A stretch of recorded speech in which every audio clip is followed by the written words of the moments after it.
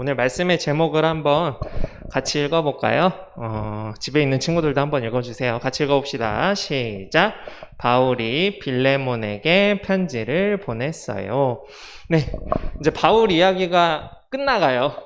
우리가 지금 거의 2달 동안 바울에 대한 이야기를 계속해서 하고 있는데 바울에 대한 이야기가 끝나가고 있습니다. 요거 관련해서 이제 이따가 광고할 건데 이제 줌 모임을 좀 할 거예요. 10월이랑 11월에.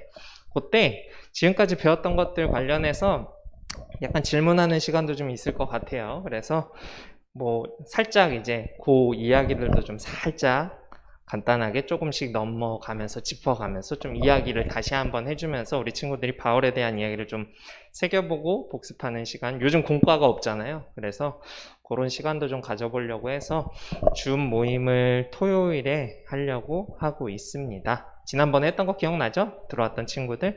그래서 그렇게 하려고 계획하고 있는데 한 번만 하는 게 아니고요, 좀 오래 하려고 계획을 했습니다. 그래서 10월이랑 11월에 계속해서 하려고 하고 있습니다. 이따 광고 시간에 자세한 거는 이야기하도록 하겠습니다.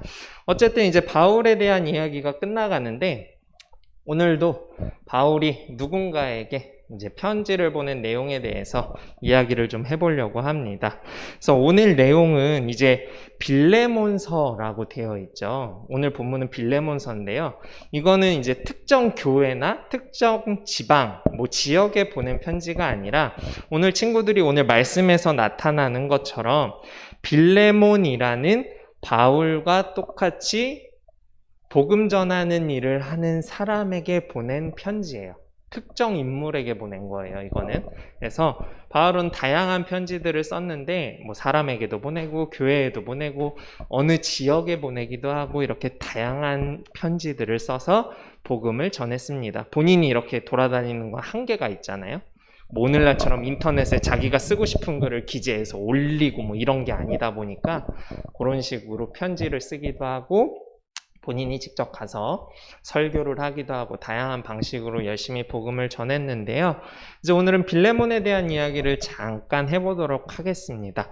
한 장밖에 되지 않아요. 그래서 빌레몬에 대한 자세한 정보, 내용은 그렇게 많이 담겨 있진 않아요, 성경 속에서. 그런데 이제 이 내용을 통해서 무엇을 이야기하고 싶은 것인지, 성경에 있는 모든 내용들은 그냥 아무 의미 없이 쓰여진 내용이 아니거든요. 그래서 어떤 내용을 담고 있는지 한 장짜리 빌레몬서 25절까지밖에 없는데 이것도 앞에 인사 뒤에 끝 인사 빼면은 한 20절밖에 안 돼요. 이 말씀을 통해서 무엇을 이야기하고 있는지를 좀 살펴보고자 합니다. 다음 넘겨주시면요, 바울과 빌레몬이라고 되어 있는데요, 빌레몬이라는 사람은 바울의 친구였어요. 친구.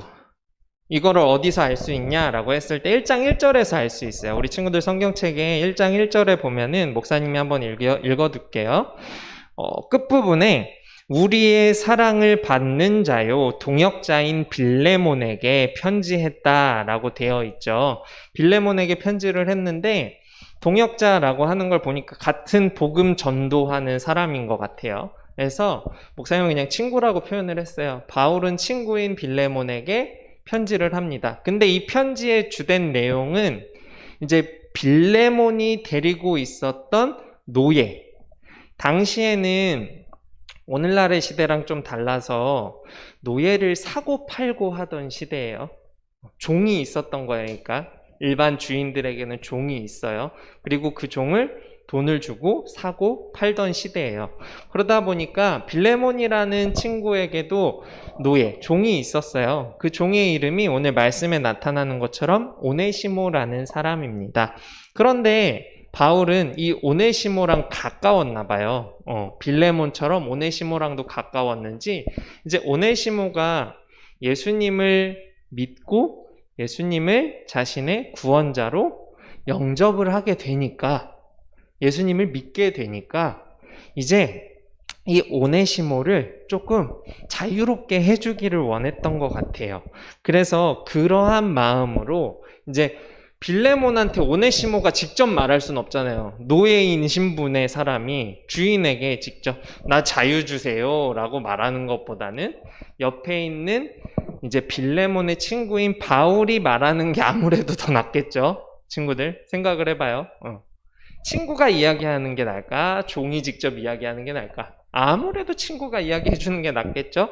그래서 바울이 이 편지의 내용에서 이제 이 오네시모라는 사람을 좀 용서해 주기를 원하는데, 왜 용서를 해줘야 되나? 라는 내용을 우리가 좀 살펴봐야 돼요.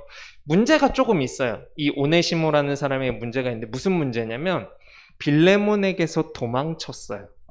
그러니까 그렇잖아요. 주인이 있고 종이고, 주인과 종의 관계인데 종이 도망쳤어. 근데 주인이 그 종을 찾았어. 그럼 그 종은 어떻게 될까요? 우리 생각에 죽겠죠? 죽임을 당하겠죠? 주인에게. 주인을 피해서 도망간 죄로서. 아니면 뭐 여러 가지 뭐 안 좋은 일들이 생길 수가 있겠죠. 뭐 때린다든지 상처를 입는다든지 여러 가지 일들이 생길 수 있겠죠. 그런데 이 오네시모가 어디로 갔냐면 바울한테 간 거예요.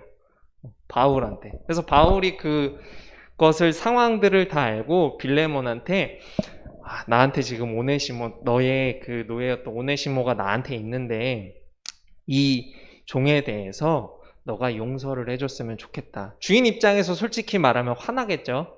자신의 종이 도망갔으니까. 그러니까 그거에 대해서 바울이 정말 마음을 다해서 용서해줘라는 그 한마디를 위해서 이렇게 열심히 편지를 쓰고 있는 거예요. 그런 부분에 대해서. 오늘날의 시대로 따져보면 종? 뭐 그런 것들 당연히 용서해줘야 되는 거 아닌가라고 생각할 수 있지만, 우리 때랑은 시대적 개념이 너무 달라요. 그 당시에는 종이라는 것이 어찌 보면 사고 파는 게 자유로웠고 당연한 거였고, 그런 것들에 대해서 종의 자유를 별로 인정해주지 않는, 오늘날처럼 자유를 막 편하게 누릴 수 있는 그런 시대가 아니었기 때문에 굉장히 힘들고 어려운, 그리고 빌레몬의 눈치를 엄청 봤겠죠. 오네시모 입장에서 다시 빌레몬에게 갔을 때 어떻게 될지 모르잖아요. 그래서 그러한 일들이 있는데, 그거에 대해서 이제 편지 쓴 게 요 밑에 보면은 빌레몬서 1장 16절과 17절입니다. 목사님이 한번 읽어보면요. 이후로는 종과 같이 대하지 아니하고 종 이상으로 곧 사랑받는 형제로 둘 자라 라고 하죠. 여기서 왜 사랑이라는 표현을 썼냐면요. 이제 오네시모라는 이 종도 예수님을 믿게 되었기 때문에, 바울은 이런 얘기를 해요. 예수님 안에서 우리는 모두 다 형제자매라고 해요. 형제자매. 그래서 우리가 교회에서 이제 뭐 우리 친구들이 직접 쓰진 않지만 뭐 형제님, 뭐 자매님 이런 표현들을 써요. 이런 표현들을 쓰는 이유가 형제이고 자매이기 때문에. 형제이고 자매이면 뭐예요? 가족이기도 한데 이제 한 부모님이 있는 거죠. 부모님 안에서 한 가족이 된 거잖아요. 가족이 되었기 때문에 종으로 두지 말라는 거거든요.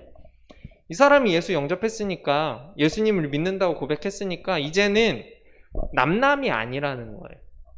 주 안에 우린 하나라는 거거든요. 이 얘기를 계속해서 하면서 내게 특별히 그러하대요. 그러니까 바울은 약간 이 종을 어떻게 해요? 보호하고자 하는 마음이 크다는 사실을 이 말씀을 통해서 알 수 있어요. 내게 특별하대요. 특별하다는 건 어떤 거예요? 일반적이지 않다는 거잖아요. 일반적이지 않다는 거는 뭐예요? 소중하다는 거예요. 특별하다, 소중하다. 이렇게 느껴지죠? 그래서 소중한 존재인데 하물며 너에게도 똑같지 않냐? 너도 복음 전파하는 사람으로서 예수님을 전하고 예수님 믿는 사람을 형제 자매라고 생각하지 않니? 상식적으로 너는 그렇게 생각하지 않니? 그럼 너도 너의 종이지만 이 오네시모를 너의 형제 자매로서 종처럼 부리지 말고 형제 자매, 가족으로서 대해줘라. 물론 너의 종이었던 오네시모가 너를 피해 도망친 것이 있지만 그것에 대해서 용서해주면 어떻겠니? 라고 이야기를 하는 거야. 그러면서 그런 얘기도 하죠. 밑에 보면 내가 나를 동역자로 알친대 그를 영접하기를 내게 하듯하고 라고 되어 있죠. 너랑 나는 동역자예요. 여기서 말하는 동역자는 같은 일을 하는 사람이거든요. 동시에 같이 사역하는 사람이 동역자예요. 그러니까 복음 전하는 사람들이라는 거죠. 너랑 내가 복음 전하는 사역자로 스스로들이 알고 있는데 복음 전하는 사람이 이러한 상황을 용서하지 않으면 누가 용서해 주겠냐? 이런 얘기예요. 결국은 제발 용서해줘 라는 말을 돌리고 돌려서 우리의 지금 관계가 그런 관계가 아니다 이 얘기를 하면서 설득을 하고 있는 거예요. 우리 친구들도 그렇잖아요. 그냥 이야기를 할 때 이러이러해서 그러니까 뭐 예를 들어 봅시다. 부모님한테 용돈을 받고 싶어요. 근데 부모님이 물어보겠죠. 그거 어디다 쓰게? 라고 했을 때 그냥 좀 주세요 라고 하면 부모님이 줄까요? 안 주겠죠? 이유를 설명해야죠. 내가 이러이러한 일이 있었는데 이러한 것들 때문에 내가 조금 돈이 필요해서 조금 주셨으면 좋겠어요 라고 공손하게 예의를 갖춰서 짜증내지 않고 정확한 이유를 들어서 이야기를 해야지도 줄까 말까인데 그냥 묻지 말고 좀 주시면 안 돼요? 안 주겠죠? 그런 거예요. 그래서 용서를 해주기를 바라는 바울의 마음이 이렇게 간절하게 예의 있게 표현을 해서 우리가 그냥 봤을 때 성경 말씀 보면 이게 무슨 소리야? 라고 하지만 그냥 간단하게 용서해 달라는 말을 이렇게 열심히 풀어서 설명하고 있는 겁니다. 이해되죠? 다음 넘겨주시면요. 화해의 방법이라고 되어 있는데요. 이제 문제가 하나가 더 있어요. 무슨 문제냐면은 노예가 만약에 이제 도망을 치게 되면 이 노예는 뭐 하는 사람이요? 주인의 일을 대신하는 사람이기 때문에 이 노예도 몸에 대한 값이 붙어요. 어쨌든 노예를 사고 판다 그랬잖아요. 금액적인 부분이 들어가요. 근데 이 노예가 도망쳤죠. 그러면 한 명의 본인이 어쨌든 그 노예를 샀잖아요. 그 샀던 금액을 어떻게 해야 돼요? 다시 받고 싶은 마음이 있겠죠. 어쨌든 자신이 돈을 지불하고 그 노예를 샀기 때문에. 우리 친구들도 뭐 핸드폰이든 컴퓨터든 이런 전자기기를 사려고 돈을 지불했는데 하루 이틀 썼는데 고장났어요. 어떻게 해요? 다시 샀던 데 가서 환불을 신청하겠죠. 근데 여기서는 종이 도망을 쳤잖아요. 그러니까 이거는 분실한 거예요. 없어진 거예요. 하루 이틀 만에 사라졌어. 그럼 이거 환불 못 받죠. 근데 다시 찾아왔어요. 바울을 통해서 바울한테 이야기를 들어보니까 그 종이 내가 아는 바울한테 있는 것 같아. 그럼 어때요? 환불을 받을 수 있다는 거잖아요. 찾았으니까 어쨌든 간에. 그러니까 그 돈을 받는 이야기를 이제 하는 건데 바울은 오네시모의 빚, 이제 도망친 노예에 대한 그 금액을 자기 앞으로 돌리면서 화해하도록 해요. 그러니까 이 노예에 대한 금전적인 비용은 이 노예가 일을 했을 그 일량에 대한 그 금전적인 부분을 본인이 내겠다는 거예요, 바울이. 그러니까 용서해줘라 라는 거예요. 그래서 18절에 보면 목사님이 한번 읽어보면 그가 만일 내게 불의하였거나 내게 빚진 것이 있으면 그것을 내 앞으로 계산하래요. 내가 돈 낼게. 용서해줘. 이거예요. 쉽게 말하면 이거죠.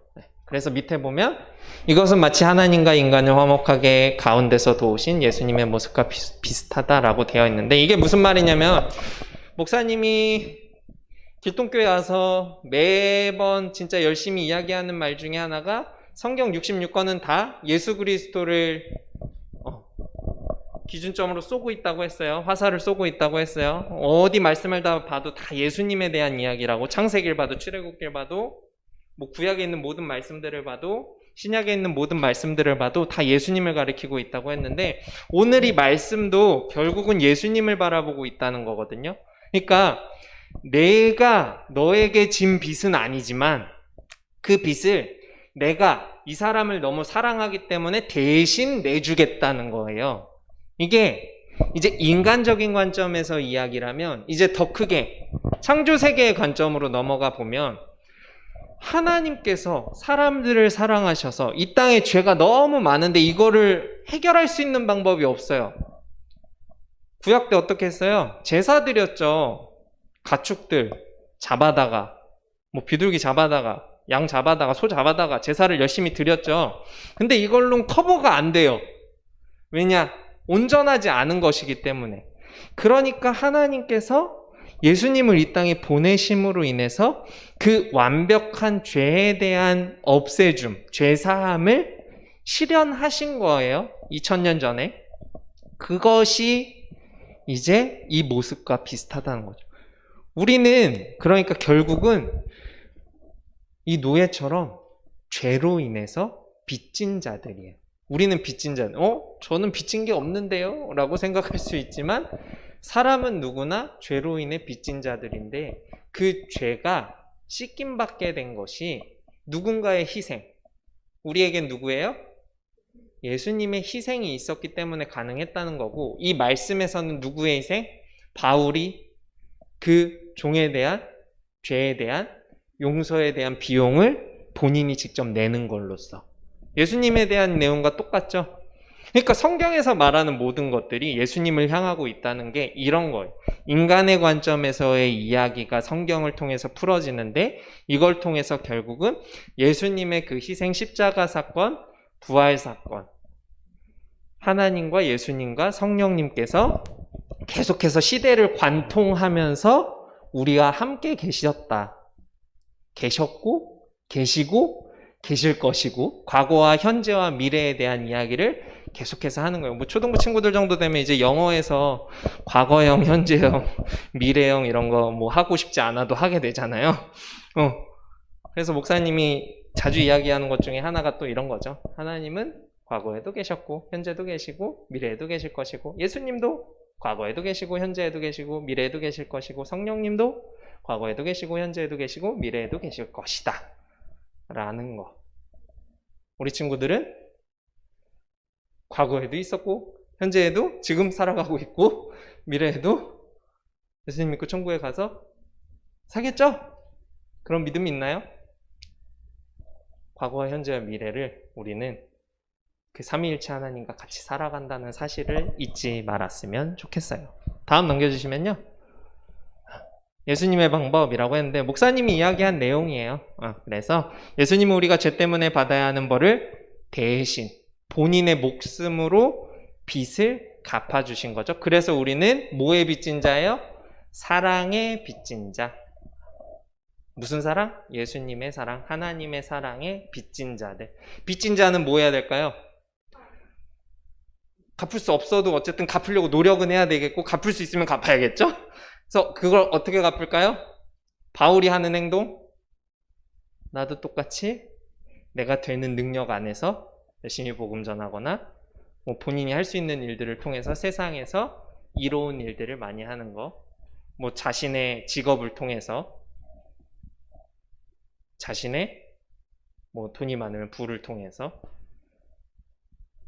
자신이 할 수 있는 것들을 통해서 내가 그 빚진 것을 갚기 위해서 노력하는 삶을 살아야 되고 그 노력이 하나님이 보시기에 적든 크든 하나님께서는 그 크기를 보는 것이 아니라 그 마음의 중심을 보신다고 목사님이 전에도 한번 설명했죠.